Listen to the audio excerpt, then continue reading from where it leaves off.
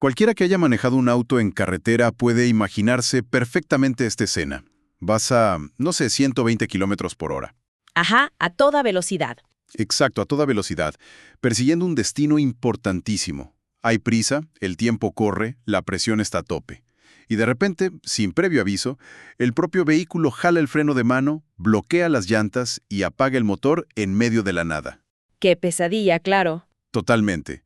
Y bueno, en la vida moderna a este freno abrupto le llamamos burnout, o agotamiento extremo, o crisis existencial.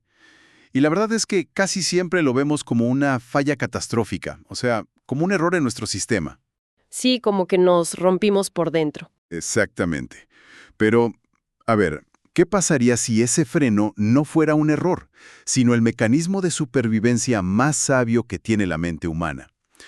Hoy vamos a hacer una inmersión profunda en un material que toma esta idea del progreso constante, de estar siempre ocupados, y la pone completamente de cabeza. Y fíjate que lo hace con un propósito monumental, o sea, no es solo por frenar. Lo hace para responder a una de las preguntas más antiguas y complejas que existen en la historia, la famosa pregunta de ¿quién soy?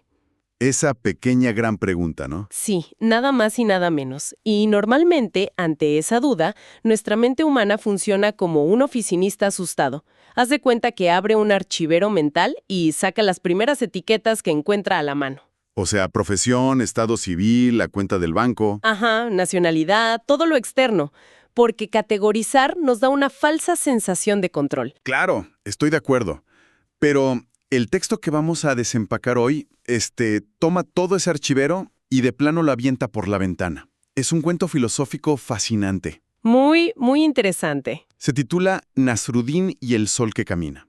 Y sabemos que fue escrito originalmente para alguien llamado Santi. Así es. Y a primera vista, para quienes nos escuchan, podría parecer una simple fábula infantil, de estas que tienen animalitos del bosque que hablan y dan lecciones. Pero cuando cruzas la información, revela una arquitectura súper sofisticada sobre la identidad. Totalmente. Nuestra misión en este análisis es precisamente decodificar todas estas metáforas. Queremos descubrir cómo el encontrar nuestro verdadero centro transforma radicalmente la forma en que operamos en el mundo real. Muy bien, pues vamos a desempacar esto porque de verdad es un texto que no te da los típicos consejos de productividad vacíos. No, para nada. Es un cambio de paradigma desde la raíz. Y el escenario con el que abre la historia es la clave absoluta para entender todo lo demás. Sí, arranca con Nasruddin, que es esta figura clásica del buscador de sabiduría, y va montado en su burro, un burro llamado Barak. Ajá. Y el texto es muy específico. Hace una pausa para describir a Barak con dos adjetivos clave. Dice que es un burro muy sabio y un poco terco. Dos cosas que no suelen ir juntas en nuestra mente, ¿verdad? Exacto. Entonces van caminando por la inmensidad de este bosque y, de la nada, Barak se detiene en seco. Se niega a dar un solo paso más. Como el coche del que hablábamos. Tal cual. Nasruddin se desespera, obviamente, e intenta apresurarlo. Le jala las riendas, le insiste, pero el burro se queda ahí, estático, mirando fijamente un punto en el suelo. Y esa terquedad es clave. Sí, es tanta la insistencia que Nasruddin tiene que bajarse del burro y al mirar hacia abajo descubre la causa de este freno total. Resulta que es una pequeña tortuga en el camino que se llama Paz. Fíjate qué imagen tan poderosa. Es la interrupción absoluta de la inercia que traía el viajero. Es que es curioso cómo a veces se necesita la terquedad de un burro para que un supuesto sabio mire hacia abajo, ¿no? Exactamente. Lo que Barak modela aquí es la profunda sabiduría del instinto. En nuestra cultura de hoy, como decías con el auto, vemos la detención como un fracaso total. Pensamos, si me detengo, me quedo atrás de los demás. Sí, que estamos perdiendo el tiempo. Ajá, pero la terquedad del burro representa esa intuición, tanto biológica como mental, que reconoce cuando la dirección que llevamos ya de plano no sirve. Claro, cuando el camino ya no da para más. Es ese momento exacto donde buscar respuestas allá a lo lejos deja de tener sentido. Y la única salida real es mirar hacia lo pequeño, hacia el suelo. Y ahí es donde la tortuga Paz le rompe todos los esquemas a Nasruddin. Él le pregunta, oye, ¿qué haces ahí interrumpiendo el camino? ¿Y qué le dice ella? Pues la tortuga le responde, voy al centro. Nasruddin, súper confundido, le pregunta que, ¿al centro de qué? Y ella lanza esta primera gran verdad del texto, y le dice, al centro de mí misma. ¡Wow! Es una declaración inmensa viniendo de un animalito tan chiquito. Sí, pero a ver, yo quiero frenar un poco aquí poniéndome en el lugar de quienes nos escuchan, porque siendo muy honestos, esto de ir al centro de uno mismo suena padrísimo en teoría. Suena frase de taza de café, ¿no? Exacto. A póster motivacional en una oficina.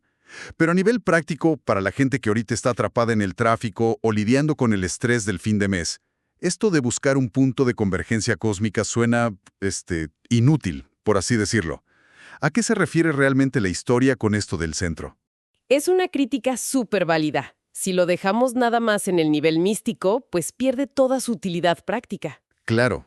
Para aterrizarlo, no hay que pensar en el centro como un lugar para ir a relajarse o para esconderse de los problemas debajo de las cobijas. En términos de sistemas complejos, el texto nos habla de puntos palanca, o sea, de lo meta importante. A ver, explícame más eso de los puntos palanca. Digamos que un punto palanca es ese lugar muy específico dentro de un engranaje gigante, donde si haces un cambio mínimo, produces un efecto masivo en todo el sistema. Ah, o sea, no es como agarrar el celular, apagarlo, ponerlo en un cajón y olvidarte del mundo. No, para nada. Es más bien, a ver si te sigo con esta analogía, es como un giroscopio dentro de un gran barco transatlántico. Exacto. Esa es la analogía perfecta para entender el centro. Porque el giroscopio es este mecanismo pequeñito que está súper escondido en el cuarto de máquinas, girando silenciosamente sobre su propio eje, ¿no? Ajá, y nadie lo ve. Los pasajeros ni saben que existe, pero esa inercia perfecta de su centro es lo que evita que el barco entero se voltee cuando hay una tormenta enorme afuera. Pues ese es el punto de convergencia del que nos habla el cuento. El centro es ese giroscopio interno donde convergen elementos como la sabiduría, el amor, la armonía y el equilibrio en la mente humana. O sea, no es evadir la tormenta, es estabilizar el barco. Exacto. Al enfocarte en esos puntos palanca, al centrarte verdaderamente en lo meta importante a largo plazo, adquieres la estabilidad que necesitas para navegar todo el ruido de afuera sin voltearte. Qué interesante. Pero aquí me surge un problema lógico. Si la tortuga nos enseña a frenar y a meternos en nuestro caparazón para encontrar ese giroscopio, corremos el enorme riesgo de aislarnos del mundo. Claro, de volvernos ermitaños. Sí, ¿cómo evitamos que ir al centro se vuelva una simple evasión psicológica? Porque fingir que el mundo de afuera no existe tampoco es una estrategia que funciona a largo plazo. Y el autor del texto es demasiado astuto como para caer en esa trampa. Por eso la tortuga es solo la primera parada del viaje. El cuento resuelve esto introduciendo otras dos figuras que le enseñan a Nasrudin lo que pasa después de encontrar el centro. Lo que en el texto llaman el despliegue, ¿cierto? Exactamente, el despliegue. Y ahí entran el pájaro y la mariposa. Resulta que Nasrudin sigue ahí procesando lo de la tortuga y de pronto escucha un canto padrísimo que viene de las ramas. Es un pajarito azul que se llama Luz. Ajá, el segundo maestro. Y este pájaro le dice que él también viaja hacia su centro, pero añade algo clave. Le explica que, al enfocarse en su canción más pura, sin tener miedo, logra producir una música que cura. Una música que cura. Fíjate en las palabras. Sí, y justo después se posa cerca de él una mariposa de alas doradas llamada Armonía. Y ella le cuenta su propia metamorfosis. Le dice cómo entró a su centro, a su capullo, en silencio total cuando era oruga, y cómo, al salir de ahí, trajo luz y color para todos. Fíjate en la progresión geométrica que nos plantea el autor. Primero tenemos la tierra con la tortuga, luego el aire con el pájaro y al final la transformación con la mariposa. Tierra, aire y transformación. Sí, y el pájaro y la mariposa nos están demostrando que el centro no es una cueva para esconderte toda la vida, es un punto de lanzamiento. La convergencia sirve, o sea, tiene un fin, que es la acción. A ver, vamos a desmenuzar esto mecánicamente porque aquí es donde siento que las metáforas se vuelven herramientas reales para la vida diaria. El texto dice que la mariposa, armonía, representa el correcto pensar y que eso se manifiesta como luz y color. Así es. Pero a ver, ¿cómo es que meterse en un capullo en silencio te genera literalmente pensamientos correctos? Pues es que el silencio no es simplemente apagar el cerebro, o sea, no es la ausencia de actividad mental, es la reestructuración de esa actividad. Ah, ok. Cuando una persona hace esa pausa que pide la tortuga, a nivel neurológico está bajando drásticamente sus niveles de cortisol. Le está quitando al volante del coche a la amígdala cerebral. Que es la parte del cerebro que reacciona con miedo puro, ¿no? Exacto, la que reacciona con estrés y pura supervivencia. La que nos hace pelear a gritos en el tráfico o mandar esos correos furiosos a las 3 de la mañana de los que siempre nos arrepentimos. Esa mera. Al entrar al capullo del silencio, toda esa energía se traslada a la corteza prefrontal, que es donde viven la lógica, la estructura y la visión a largo plazo. Por eso la oruga gesta en silencio. Exactamente. Ese proceso biológico es lo que esta historia llama organizar la mente desde el centro. Y el resultado supernatural de esa reestructuración es lo que llamamos el correcto pensar. O sea, cuando sales de esa pausa, traes soluciones de verdad. Sí, aporta soluciones claras y estructuradas. Traes luz y color a una situación que antes a todos les parecía gris o caótica. Y no es por arte de magia, es porque tu maquinaria mental ya está operando desde la armonía y no desde el pánico. ¡Wow! ¡Qué fascinante! Y veo que eso conecta directo con Luz, el pajarito azul. El cuento dice que este canto sin miedo del pájaro representa el sonido, la palabra y el agua de vida. Ajá, o sea, la verdad, la belleza y la bondad. Y esto resuena cañón hoy en día porque si te fijas, gran parte de lo que comunicamos, sobre todo en redes sociales, nace del puro ego o de la inseguridad o las ganas de validación. Sí, es puro ruido, comunicación que destruye o que aturde a los demás. Exacto, es ruido. Pero cuando tu comunicación nace de ese centro, que ya está estabilizado por tu correcto pensar, las palabras cambian por completo.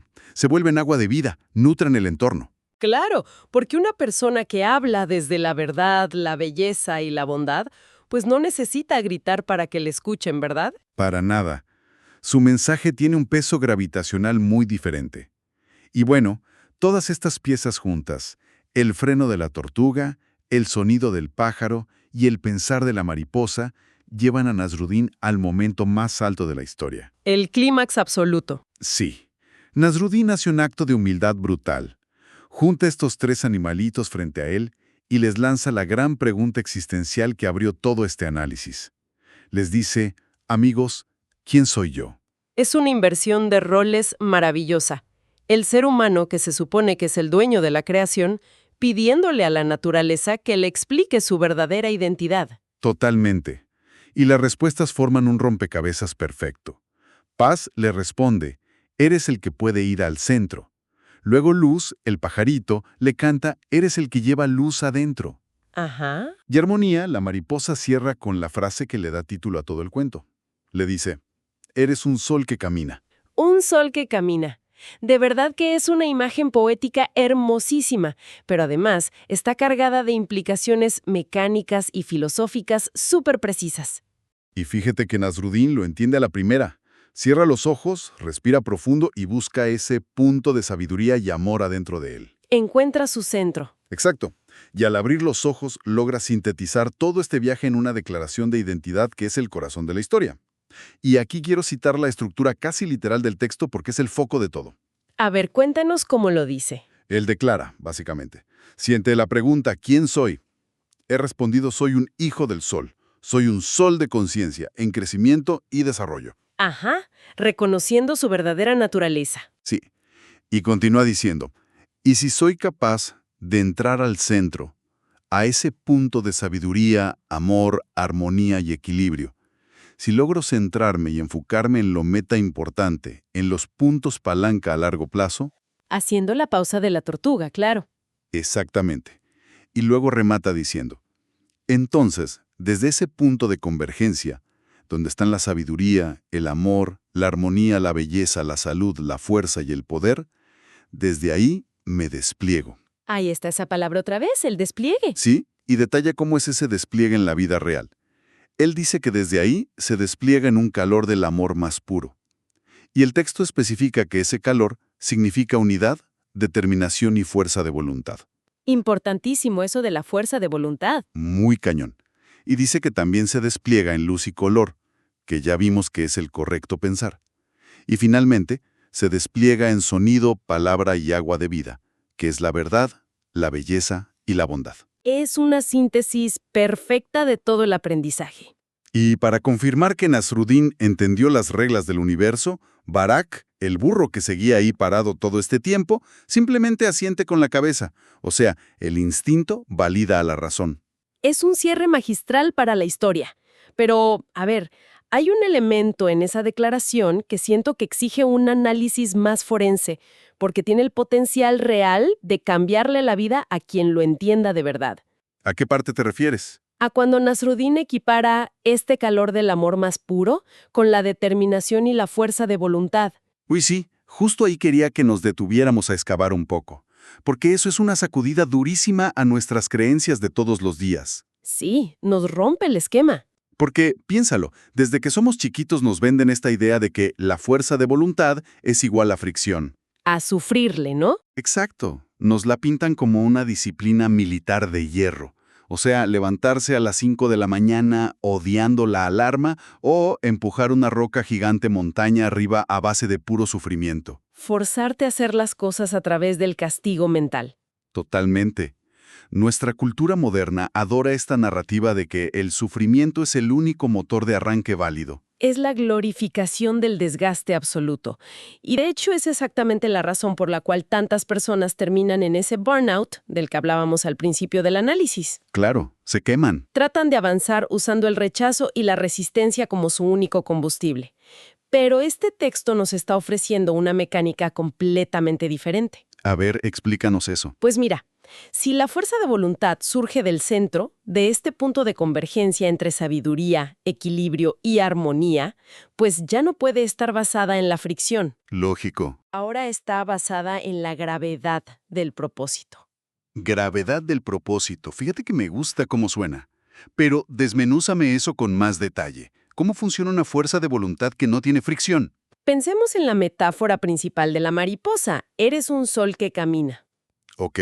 El sol en nuestro sistema solar pues no se levanta cada mañana sudando y estresado o diciéndose a sí mismo: «Ay, tengo que esforzarme al máximo para mantener a Júpiter y a la Tierra en su órbita hoy. A ver si tengo suficiente disciplina».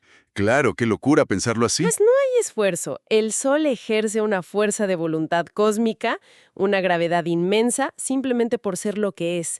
Su naturaleza misma es tan masiva que genera la órbita de todo lo demás de forma natural, sin sufrir. ¡Qué barbaridad! Me vuela la cabeza.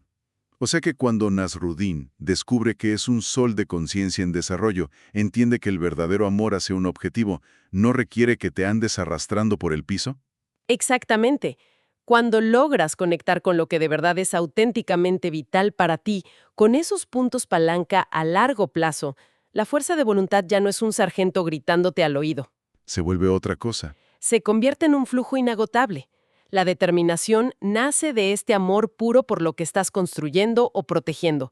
Esa unidad que sientes adentro tira de ti hacia adelante. Ya no necesitas andarte empujando a la fuerza.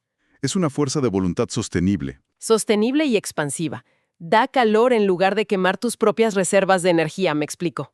Clarísimo. Y es un cambio de paradigma que, de plano desarma a toda la industria de la autoayuda, que está basada en hacerte sentir culpa. Totalmente. Porque el sol no anda extrayendo energía del vacío del espacio para poder brillar. La energía brota de su propia convergencia interna de elementos, de su propio centro.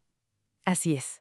Entonces, una persona que opera en el mundo real, como este sol que camina, deja de vivir intentando robarle energía o robarle validación o atención al mundo de afuera para sentirse completa. Ya no necesita de eso. Simplemente irradia luz, que ya vimos que es esta claridad mental y el correcto pensar de la mariposa. E irradia calor, que es esta fuerza de voluntad súper amorosa determinada. Y todo esto pasa como una consecuencia natural de habitar su propio centro, ¿no? Y ese es el regalo monumental que tiene esta pequeña historia para cualquier persona que nos escuche. Es la respuesta definitiva al quién soy. Sí. No eres tus títulos, no eres los problemas de la oficina, ni el dinero en el banco. Eres una entidad capaz de generar su propia gravedad, su propia luz y su propio orden. Pero siempre y cuando... Exacto. Siempre y cuando tengas la valentía de hacer esa pausa inicial como Barak y la tortuga. ¡Guau! ¡Qué viaje tan profundo, la verdad! Para hacer una pequeña recapitulación de todo esto. Adelante. Empezamos hablando de la angustia de un vehículo que se frena de golpe cuando va a toda velocidad en la carretera. Y lo que este material, toda la historia de Nasruddin y sus maestros animalitos nos demuestra es que a veces la respuesta a nuestras grandes crisis existenciales no se encuentra pisando el acelerador más a fondo, Para nada. ni corriendo más rápido, ni gritándole más fuerte a los demás. A veces la mayor victoria intelectual y de vida que podemos tener es honrar a nuestro propio Barak interior. Aceptar ese freno. Sí, aceptar ese freno abrupto que nos da el instinto, bajar un poquito la mirada y aprender de la inmovilidad de una tortuguita. Y una vez que de verdad hacemos esa pausa y logramos calibrar ese giroscopio interno del que hablábamos, ese centro de sabiduría, amor y equilibrio, ahí es donde ocurre la verdadera magia. Así es. Porque entendemos que no fuimos a ese centro para escondernos de las tormentas como un ermitaño. Fuimos a ese centro para estructurar el correcto pensar ahí en el silencio del capullo. Para reestructurarnos neurológicamente. Y entonces salir de ahí desplegando comunicación que de verdad construye, una verdad que sana, y una fuerza de voluntad que no nos está destruyendo por dentro con fricción, sino que nos ancla a nuestro verdadero propósito. Nos convertimos, de forma literal, en los autores del clima que nos rodea. Somos estos soles de conciencia en constante desarrollo. Y como soles, inevitablemente vamos a tener un impacto directo en el entorno porque no existimos en el vacío. Claro, y esto de hecho plantea un último escenario de análisis que a mí me parece súper provocativo si lo llevamos a las interacciones sociales de todos los días. A ver, ¿a qué escenario te refieres? Bueno, imagínate que verdaderamente una persona acepta y encarna toda esta identidad. Ok, ya es un sol. Sí, camina por la vida como un sol, irradiando esa determinación sin fricción, esa claridad del correcto pensar, su propia gravedad. Ajá. ¿Qué pasa cuando el ecosistema personal de este sol choca de frente con el de otras personas que todavía no han hecho la pausa? Uy, Personas que siguen atrapadas allá en la autopista, manejando a 120 por hora, totalmente gobernadas por su amígdala cerebral y por el miedo. claro, el choque de dos mundos. Y es que la luz repentina, por más pura y bonita que sea, duele muchísimo en los ojos de alguien que lleva años, acostumbrado a operar en la pura oscuridad del estrés. Totalmente. Esa es la encrucijada ética del despliegue. Quien ya le encontró su centro tiene que preguntarse, ¿cómo manejo ahora toda esta energía que estoy generando? ¡Wow! Sí. Mi luz y mi estructura actúan como un Barak compasivo para ellos, invitándolos así súper suavemente a detener su propia locura y mirar hacia adentro. O al contrario, me vuelvo tan, digamos, dogmático con mi nueva claridad que corro el riesgo de quemarlos con una llamarada de intensidad. Sí, quemarlos cuando su sistema nervioso todavía ni siquiera está preparado para tanta luz. Fíjate que esa es la línea más delgada de todas. Es un balance muy delicado. Es la gran diferencia entre ser un faro que guía a los barcos para que lleguen al puerto seguro o ser un reflector directo a los ojos del capitán que, pues, termina haciéndolo chocar contra las rocas. Exacto. El correcto pensar exige también tener la empatía correcta para saber cómo y cuándo dosificar esa luz. Es una reflexión que da para quedarse pensando horas y horas. Sí, la verdad es que es el verdadero reto de llevar toda esta filosofía a la banqueta, a la calle, a la vida real. Totalmente de acuerdo. Ha sido un profundo placer desarmar y volver a ensamblar todas estas ideas el día de hoy. El placer es mío, estuvo padrísimo. Hay muchísimo que procesar en este cambio de paradigma sobre la voluntad, sobre el desgaste y nuestra verdadera identidad. Así que, para quienes nos escuchan, queda la invitación súper abierta a observar con mucha curiosidad los frenos repentinos en su propia rutina. A atreverse a gestar ideas en silencio. Así es. Y sobre todo, a examinar qué tipo de gravedad estamos ejerciendo en las órbitas de toda la gente que nos rodea. Gracias por acompañarnos. Hasta la próxima inmersión.